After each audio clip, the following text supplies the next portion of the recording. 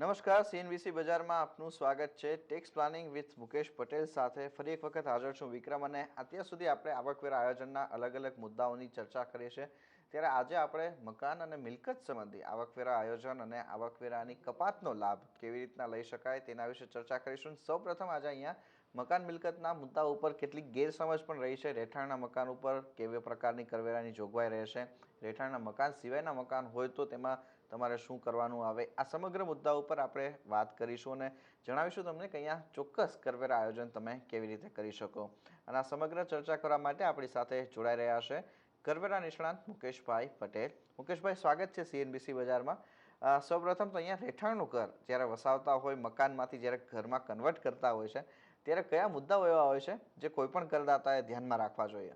વિક્રમ, ઘરનું ઘર કોને ન ગમે, અને ઘરનું ઘર વસાવવાની સાથે જો બચતમાં આયકર પણ હોય એટલે આવકવેરાનું આયોજન અને તમે કહ્યું એ પ્રમાણે ઘર વસાવવાનો આખો પ્લાન, આ બેનો એક સુભગ સમન્વય થાય તો મને લાગે છે કે કોઈ પણ કરદાતા માટે એક આદર્શ પરિસ્થિતિનું આયોજન થઈ શકે।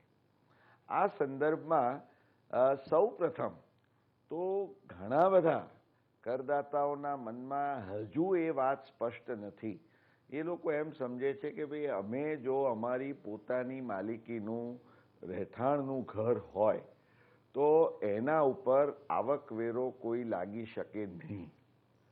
હવે દર્શક મિત્રો, એક ખ્યાલમાં રાખશો કે આવકવેરાના કાયદા હેઠળ જે આવકના 5 શીર્ષકો છે એ પૈકી જે બીજું શીર્ષક એટલે કે મકાન મિલકતમાંથી આવક, એના સંદર્ભમાં 2 સબહેડ્સ, એટલે એક તમે મકાન ભાડે આપ્યું હોય તો એ ભાડાની આવક તમારા કેસમાં કરપાત્ર બને જ, પરંતુ અંગત રહેઠાણ માટે પણ જો તમારું ઘર હોય તો એ તમારે તમારા આવકવેરાના રિટર્નમાં દર્શાવવું જોઈએ।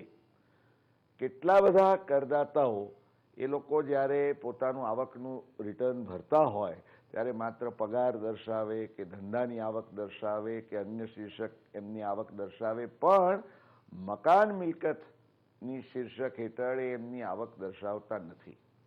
હવે તમારું રહેઠાણનું મકાન હોય, એક મકાન હોય તો કામ ખૂબ સરળ છે, કારણ કે આવકવેરાના કાયદા હેઠળ એક વિશિષ્ટ જોગવાઈ એ છે કે ભાઈ રહેઠાણના મકાનના સંદર્ભમાં તમે એને પોતાના ઉપયોગ માટે પણ રાખ્યું હોય તો પણ એને તમે ભાડે આપ્યું હોત તો શું ભાડું મળવાપાત્ર હોત એના આધારે એનું વાર્ષિક મૂલ્ય નક્કી કરવાની બેઝિક પ્રોવિઝન કે જોગવાઈ છે। પરંતુ જો અંગત રહેઠાણ માટેના આવા ઘરના સંદર્ભમાં એક ઘર, તમારી પસંદગીનું કોઈ પણ એક ઘર તમે પકડો તો એના સંદર્ભમાં એનું વાર્ષિક મૂલ્ય 0 ગણવાની એટલે કે 0 ગણવાની જોગવાઈ છે। એટલે તમારે ખ્યાલમાં એ રાખવાનું છે કે જો તમારા પાસે એકથી વધુ રહેઠાણનું ઘર હોય તો આ ઘરો પૈકી ગમે તે એક જ ઘરના સંદર્ભમાં તમે આ 0 વાર્ષિક મૂલ્ય બતાવી શકો। બીજા કોઈ ઘર એકથી વધારે હોય તો એ તમે ભાડે ન આપ્યા હોય તો પણ એ ભાડે આપેલ છે એમ માનીને, it will be deemed to be let out એમ માનીને એની જે વ્યાજબી ભાડાની આવક થાય એને તમારે આવકવેરાના રિટર્નમાં દર્શાવવાની રહે। એટલે આ સૌથી મહત્વની વાત આપણે ખ્યાલમાં રાખવાની છે। ઘણીવાર એવું પણ બને કે મકાન, આજે ઘણા કરદાતાઓ એમ કહેતા હોય છે કે ભાઈ આ મકાન તો મારી વાઈફના નામે છે એટલે મારે કંઈ બતાવવાનું હોય નહીં। હવે ઘણા કરદાતાઓ કરે શું, પૈસા તો પોતાના હોય કારણ કે જે પત્ની છે હાઉસવાઈફ હોય એટલે પોતાના પૈસાનું રોકાણ કરીને ઘર લે, પરંતુ એનું રજિસ્ટ્રેશન એમણે એમના વાઈફના નામે કરાવ્યું હોય। એ એમ સમજે કે આ ઘર મારી વાઈફના નામે છે એટલે મારી આવકમાં એને બતાવવાનું નથી, પરંતુ દર્શક મિત્રો, આવકવેરાના કાયદા હેઠળ ઓર as a matter of fact સામાન્ય કાયદાની જોગવાઈઓ હેઠળ પણ ઘરની માલિકી એ માત્ર નામ થકી નથી થતી. તમારી પત્નીના નામે ઘર હોય માટે એની માલિકીનું આપોઆપ થઈ નથી જતું. એ ઘરમાં ખરેખર રોકાણ કોણે કર્યું છે, who has invested in the house. એટલે જો તમે રોકાણ કર્યું હોય તો એ ઘર તમારી માલિકીનું ગણાય. અલબત્ત તમારી પત્નીએ જો લોન લઈને એના નામે રોકાણ કર્યું હોય તો લોન લઈને રોકાણ થઈ શકે, એ એનું ઘર ગણાય. પરંતુ નાણાં તમારા હોય, તમે જ રોકાણ કર્યું છે પણ નામ માત્ર તમારી પત્નીનું કે અન્ય કોઈ કુટુંબીજનનું હોય તો એ કારણોસર એ એના માલિક થતા નથી. એટલે આ બે બાબતો તમારે ખૂબ ખાસ ખ્યાલમાં રાખવાની છે. સાથે સાથે જો તમે કોઈ પણ મકાનના રોકાણમાં એકથી વધુ, એટલે આજે પતિ પત્ની બંને સંયુક્ત રોકાણ કર્યું હોય તો એ સહમાલિક ગણાય. અને બંનેના કેસમાં તમારે એને જે પ્રોપોર્શનમાં એમણે રોકાણ કર્યું હોય એ પ્રોપોર્શનમાં એમને માલિક ગણીને એ આવકની ગણતરી કરવાની રહે. સાથે અહીંયા મુકેશભાઈ બીજો પ્રશ્ન હવે એ ઊભો થાય છે કે આ તો રહેઠાણનું ઘર હોય અને એ સિવાયનું બીજું એક વધારાનું ઘર હોય તો એના મુદ્દાની વાત થઈ, પણ જ્યારે રહેઠાણનું ઘર એક જ છે, બીજું મકાન નથી, તો હવે આ રહેઠાણના ઘર ઉપર કર કપાતનો લાભ લેવો હોય તો એના અંગેની કરવેરા જોગવાઈ શું રહે છે અને કયા મુદ્દાઓને ખાસ ધ્યાનમાં રાખવા જોઈએ? દર્શક મિત્રો, એટલે સૌ પ્રથમ આપણે કેસ લઈએ કે તમારી પાસે રહેઠાણનું એક જ મકાન છે. વાત સરળ છે, મેં કહ્યું એ પ્રમાણે એનું વાર્ષિક મૂલ્ય ભલે આજે તમે એ ભાડે આપ્યું હોત, મહિને 25,000 50,000નું પણ ભાડું આવી શકે, પરંતુ એક મકાનના સંદર્ભમાં એનું વાર્ષિક મૂલ્ય ગણાશે 0. માત્ર એટલો જ લાભ નથી, એ 0 ગણાતા વાર્ષિક મૂલ્ય ઉપરાંત એ મકાનના સંદર્ભમાં, એટલે અંગત રહેઠાણ માટેના મકાનના સંદર્ભમાં તમને એક અત્યંત ઉપયોગી કપાત પણ આવકવેરાના કાયદા હેઠળ મકાન મિલકતની આવકની ગણતરીના સંદર્ભમાં મળી શકે છે. અને તે છે, તમે મકાન ખરીદવા માટે કે મકાનનું બાંધકામ કરવા માટે જો લોન લીધી હોય તો એ લોન ઉપર ચૂકવવા પાત્ર જે વ્યાજ હોય એ ઇન્ટરેસ્ટ ઓન હાઉસિંગ લોન છે. એ ઇન્ટરેસ્ટ ઓન હાઉસિંગ લોન પણ અગાઉ આપને ખ્યાલ હોય તો તે વખતે 1.5 લાખ રૂપિયાની મર્યાદા હતી. હવે 2 લાખ રૂપિયા સુધી તમે જે વ્યાજની ચૂકવણી કરવા પાત્ર હો એ તમને કપાત તરીકે બાદ મળવા પાત્ર છે. એટલે આ એક સૌથી પહેલો તમારો મોટો લાભ છે. આ ઉપરાંત આપણે એ પણ ખ્યાલમાં રાખવાનું છે કે તમે જો કોઈ નાણાકીય સંસ્થા કે બેંકની લોન લીધી હોય તો એના સંદર્ભમાં તમે જે લોનની ચૂકવણી કરો, એટલે કે the repayment of the principal amount of the loan, એના સંદર્ભમાં પણ તમને જે આવકવેરાના કાયદાની કલમ 80C હેઠળ આપ જાણો છો કે ₹1.5 લાખની ઓવરઓલ લિમિટમાં જે અન્ય નિયત રોકાણો વગેરેના સંદર્ભમાં તમને કપાત મળે છે, એ યાદીમાં આ જે તમે રીપેમેન્ટ કરતા હો ઇન્સ્ટોલમેન્ટનું એના સંદર્ભમાં પણ તમને કપાતનો લાભ મળે છે. એટલે બીજા શબ્દોમાં કહીએ તો 2 લાખ રૂપિયા તમારા આ જે મકાન મિલકતના હાઉસિંગ લોનના ઇન્ટરેસ્ટનું તમને મહત્તમ કપાત મળી શકે અને 1.5 લાખ રૂપિયા આ રીપેમેન્ટ ઓફ ઇન્સ્ટોલમેન્ટ. માત્ર એટલું જ નહીં, પરંતુ એની સાથે જો તમે આજે જ્યારે મકાન ખરીદો તે વખતે તમે સ્ટેમ્પ ડ્યુટીની ચૂકવણી કરી હોય કે રજિસ્ટ્રેશન અંગેનો ખર્ચ થયો હોય તો એ સ્ટેમ્પ ડ્યુટીને રજિસ્ટ્રેશનના ખર્ચના સંદર્ભમાં પણ દર્શક મિત્રો તમને આ 1.5 લાખ રૂપિયાની કલમ 80C જે કપાત છે એનો લાભ મળે છે, એ ખ્યાલમાં રાખશો.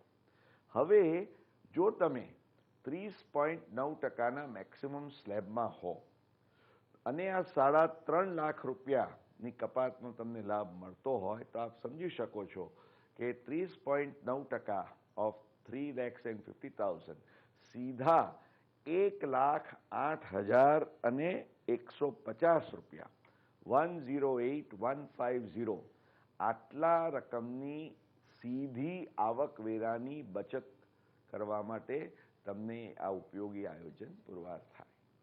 તો ત્યારે જ મુકેશભાઈ અહીંયા હવે એક બીજો મહત્વનો મુદ્દો એ પણ આવે છે કે આમાં વ્યાજ સંબંધિત કપાત જે મળે છે એનો મહત્તમ લાભ કેવી રીતના લઈ શકાય? વ્યાજ સંબંધી કપાત, મેં જે આપને કહ્યું કે 2 લાખ રૂપિયાની જે વ્યાજ સંબંધી કપાતનો લાભ તમને આપવામાં આવે છે, હવે એ 2 લાખ રૂપિયાની જે વ્યાજની કપાતનો લાભ છે, ઘણા લોકો એમ માને છે કે ભાઈ આ વ્યાજ જો અમે કોઈ બેંક કે નાણાકીય સંસ્થા કે અમારા માલિક કે જે હોય એમ્પ્લોયર કંપની એની પાસેથી લોન લીધી હોય તો જ એ લોનના સંદર્ભમાં ચૂકવવા પાત્ર વ્યાજના અંગે અમને કપાત મળે છે. દર્શક મિત્રો, એવું નથી. In fact tax planning with Mukesh પટેલની આપના વેબસાઇટના જે અનેક પ્રશ્નો વારંવાર આવતા હોય છે, ક્યારેક ક્યારેક હું એ ખુલાસો પણ કરતો રહ્યો છું. દર્શક મિત્રો પૂછતા રહ્યા છે કે ભાઈ અમને અમારા કોઈ કુટુંબીજન હોય, મિત્ર હોય, એના તરફથી લોન મળી હોય અને એના ઉપર અમારે વ્યાજ ચૂકવવા પાત્ર હોય તો એ વ્યાજ મજરે મળે કે કેમ? તો એનો સ્પષ્ટ જવાબ છે હા. એટલે જે તમે હાઉસિંગ લોન લો એ જરૂરી નથી કે માત્ર કોઈ બેંક કે નાણાકીય સંસ્થાની લોન હોય. કોઈ પણ વ્યક્તિ પાસેથી કે શખ્સ પાસેથી લીધેલી લોન, તમારા પિતા પાસેથી હોય, પત્ની પાસેથી હોય, તમારા પુત્ર પાસેથી તમે લોન લીધી હોય, એના ઉપર જો તમારે વ્યાજ ચૂકવવાનું હોય તો તમને મળે. તમારા કોઈ મિત્ર પાસેથી લોન લીધી હોય, એના ઉપર વ્યાજ ચૂકવવા પાત્ર હોય તો એ પણ મળે. એટલે સૌ પહેલાં તો આ ખ્યાલમાં રાખશો. અલબત્ત મેં કહ્યું એ પ્રમાણે વ્યાજની જે લિમિટ છે, મર્યાદા છે, એ આ 2 લાખ રૂપિયા. You have to keep that in mind. એટલે આજે આપણે અંદાજે 10% જો રેટ ગણીએ તો 20 લાખ રૂપિયાની લોન સુધી તમે આ 10% પ્રમાણે 2 લાખનું કપાતનું આયોજન કરી શકો. એટલે પ્રશ્ન એ થાય કે હવે 20 લાખની લોનમાં તો આજે નાનકડું ખાબોચિયા જેટલું ઘર આવે, મોટા શહેરોમાં તો ખાસ કરીને, અને તમારે લોનની રકમ વધારે જોઈએ છે, તો તમે શું આયોજન કરો? તો દર્શક મિત્રો, એવા કેસમાં જો આજે પતિ પત્ની બંને કરપાત્ર આવક ધરાવતા હોય અને બંને જણાને એમની પોતાની લોન અલગથી મળી શકે એમ હોય અથવા તો એક જ ઘર માટે સંયુક્તપણે લોન લે તો એમણે લોન લેતી વખતે આયોજન એ રીતે કરવું જોઈએ કે 40 લાખ રૂપિયાની જો લોન લેવાની હોય તો 20 લાખ રૂપિયાની લોનની જવાબદારી પતિ લે, 20 લાખ રૂપિયા પત્ની લે. એટલે 40 લાખ રૂપિયા બંને સંયુક્ત નામે લોન લે, પરંતુ જે વ્યાજની ચૂકવણી છે એ બંને જણા 2 લાખ રૂપિયા કરે. કારણ કે પતિ એકલો જો 4 લાખ ચૂકવશે તો એને માત્ર 2 લાખ મળશે, પત્નીને કશું નહીં મળે. પણ જો બંને જણા 2 લાખ ચૂકવે તો બંનેને 2 લાખ રૂપિયા બાદ મળે, બંનેને એમના આવકવેરા આયોજનના સંદર્ભમાં લાભ થાય અને 4 લાખ રૂપિયાના વ્યાજની કપાતનો એમને સંપૂર્ણ લાભ મળે. આપ ખ્યાલમાં રાખશો. આ ઉપરાંત દર્શક મિત્રો એ પણ ખ્યાલમાં રાખશો કે ઘણીવાર તમે આજે ઊંચા દરે આજે લોન લીધી હોય, વ્યાજના દરે 10.5%, તે વખતે that was also interest rate, અત્યારે ઇન્ટરેસ્ટ રેટ્સ નીચે આવ્યા હોય તો ઘણા લોકો શું કરે છે કે જૂની લોનને ચૂકવી દે અને જૂની લોનને ચૂકવીને નવી લોન, એટલે નવી લોન લઈને જૂની લોન ચૂકવી દે. તો એ નવી લોન ઉપર જે ચૂકવવા પાત્ર વ્યાજ હોય, હવે તમારા મનમાં સંશય એ થાય કે ભાઈ આ જે હું લોન લઉં છું તો આ સીધી મેં મકાન ખરીદવા કે બાંધવા માટેની લોન નથી લીધી, પરંતુ અગાઉ લીધેલી લોનની ચૂકવણી માટે મેં આ પૈસા લીધા છે, આ નાણાં લીધા છે. તો દર્શક મિત્રો, આવી લોનના સંદર્ભમાં પણ જે વ્યાજ ચૂકવવા પાત્ર હોય એ તમને બાદ મજરે મળી શકશે. ખ્યાલમાં રાખશો. સીધા કરવેરા માટેના મધ્યસ્થ બોર્ડ, એટલે કે જેને CBDT કહીએ, એનો આના ઉપરનો ડાયરેક્ટ એક સર્ક્યુલર છે અને એનો લાભ વર્ષોથી બધા જ કરદાતાઓને મળતો રહ્યો છે. You have to just keep it in mind. એવી જ રીતે જે સરકારી કર્મચારીઓ હોય જેમને આજે હાઉસ બિલ્ડિંગ એડવાન્સ HBA કહેવાય છે, હવે એમના કેસમાં શું હોય છે કે શરૂઆતના વર્ષોની અંદર આજે જે વ્યાજની ગણતરી એ રીતે કરાતી હોય છે કે એ એમને સંપૂર્ણપણે એનો લાભ મળે. તો એના અંગે પણ આજે there are instructions of the CBDT કે ભલે for purposes of U C calculation જે આજે HBAના રૂલ્સ પ્રમાણે એ અમુક રીતે થતું હોય, પરંતુ વ્યાજની કપાત બાદ આપવાના હેતુસર કરદાતાને એનો સંપૂર્ણ લાભ યુ સી મળી શકે કલમ 24 હેઠળ એ મુજબની એમણે જોગવાઈ કરી છે. આ સાથે એક સૌથી મહત્વની વાત જે કદાચ માન્યામાં ન આવે એવી છે, તમને આજે એમ સમજો કે તમારા પિતા તરફથી આજે મકાન બાંધવા માટે તમને 20 લાખ રૂપિયાની લોન મળી છે. તમારે તમારા પિતાને 10%ના હિસાબે 2 લાખ રૂપિયાનું વ્યાજ ચૂકવવાનું છે. તમારે જો બેંકને ચૂકવવાનું હોત તો બેંક એમાં વસૂલીમાં કોઈ કસર ન કરત, બેંક તો પૂરેપૂરા તમારી પાસે લઈ લેત હપ્તા સાથે. હવે તમારા પિતા છે, પિતા કહે કે ભાઈ તમારે આજે પૈસાની થોડીક સગવડ હોય અને તમે કહો કે ભાઈ હું હમણાં આપી શકું એમ નથી, તો તમારા પિતા તમને એમ કહી શકે કે સારું, જે વ્યાજ તારે મને ચૂકવવા પાત્ર છે એ તું હમણાં નહીં પણ તારી સગવડે ચૂકવજે. પ્રશ્ન એ થાય કે તમે તમારા પિતાની પાસેથી લીધેલી લોન ઉપર ખરેખર વાસ્તવિક વ્યાજ ન ચૂકવ્યું હોય, એટલે કે ખરેખર વ્યાજની ચૂકવણી ન કરી હોય તો પણ તમને કપાતનો લાભ મળી શકે? દર્શક મિત્રો, એનો જવાબ છે હા. તમે કહેશો કેવી રીતે? કારણ કે આવકવેરાના કાયદાની કલમ 24 હેઠળ જે શબ્દ પ્રયોગ છે કે interest payable on housing loan, interest paid on housing loan નથી. પેએબલ એટલે ચૂકવવા પાત્ર. તમારા પિતા જો કહેતા હોય કે ભાઈ આ વ્યાજ ચૂકવવા પાત્ર છે, તો ખરેખર તમે ચૂકવણી ન કરી હોય તો પણ આ વ્યાજ તમને મજરે મળી શકે છે. એટલે ખાસ કરીને કુટુંબીજનો કે સગા સંબંધી મિત્રો પાસેથી જે લોન લીધી હોય તો એમાં આ એકોમોડેશન તમને મળતું હોય તો પણ તમને દર્શક મિત્રો આ વ્યાજની કપાતનો લાભ મળે છે, તે ખ્યાલમાં રાખશો. અને સૌથી છેલ્લો તમારા પોતાના ઘરના સંદર્ભમાં જે વ્યાજની કપાતના અંગે એક મહત્વનો મુદ્દો ખ્યાલમાં રાખવાનો છે તે એ છે, ઘણા લોકો એમ માને છે કે આપણને લોન મળી, હવે મકાનનું તો હજી બાંધકામ હમણાં શરૂ થયું છે, પોઝેશન તમને 3 વર્ષે મળવાનું છે, વ્યાજની ચૂકવણી અને હપ્તાની ચૂકવણી તો પહેલા વર્ષથી થાય. તો પ્રશ્ન એ થાય કે તમને આ જે 2 કે 3 વર્ષ દરમિયાન તમને મકાનનું જે ખરેખર પોઝેશન મળે છે ત્યાં સુધી જે તમે વ્યાજની ચૂકવણી કરો છો એના અંગે તમને કોઈ કપાતનો લાભ મળી શકે? તો એનો જવાબ છે ના. આ એટલા માટે દર્શક મિત્રો કે આવકવેરાના કાયદા હેઠળ જ્યારે માત્ર ઘરનું બાંધકામ પૂરું થાય, તમને ખરેખર કબજો મળે અથવા તો તમે ખરીદો અને એના સંપૂર્ણ માલિક બનો, કદાચ રજિસ્ટ્રેશન બાકી હોય નો પ્રોબ્લેમ, પણ માલિક બનો તે સ્ટેજે તમને આ આવકની ગણતરી થાય અને એ વખતે જ તમને આ વ્યાજની કપાતનો લાભ મળે. તો પ્રશ્ન એ થાય કે during the period of construction or acquisition તમે જે વ્યાજની ચૂકવણી કરી હોય એનું શું?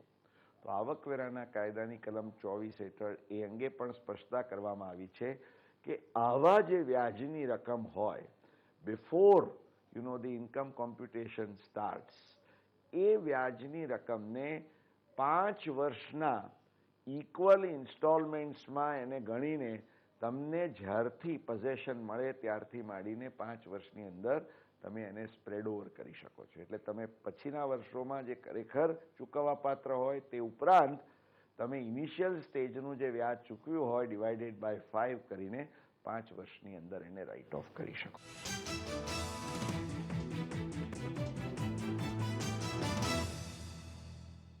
સાથે મુકેશભાઈ, હવે અહીંયા પ્રશ્ન એ થાય છે કે જો મકાન ભાડે આપ્યું હોય, રહેઠાણનું એક મકાન છે અને ઉપરાંત બીજું મકાન ભાડે આપ્યું છે, તો આ ભાડાના મકાન ઉપર કોઈ કરવેરા કપાતનો લાભ મળે? વિક્રમ, સૌ પ્રથમ તો એકચ્યુઅલ ભાડે આપ્યાના મકાનની વાત કરીએ તે પહેલાં મેં કહ્યું એ પ્રમાણે જે અનેક દર્શક મિત્રો કરદાતાઓના મનમાં દ્વિધા હોય છે, મૂંઝવણ હોય છે, તે એ હોય છે કે ભાઈ અમે એક મકાન જે અમારું છે પછી બીજું મકાન લઈએ તો એના સંદર્ભમાં પણ અમે હાઉસિંગ લોન લઈને એની કપાતનો લાભ કે કંઈ મેળવી શકીએ કે કેમ, આ પ્રશ્ન ખૂબ જ મહત્વનો છે. દર્શક મિત્રો, આવકવેરાના કાયદા હેઠળ તમે વાસ્તવિક આપણા સામાજિક કાયદા હેઠળ તો તમે ઘરવાળી એક જ રાખી શકો, પરંતુ આવકવેરાના કાયદા હેઠળ તમે એકથી વધુ ઘર રાખ્યા હોય તો એની સામે કોઈ વાંધો નથી.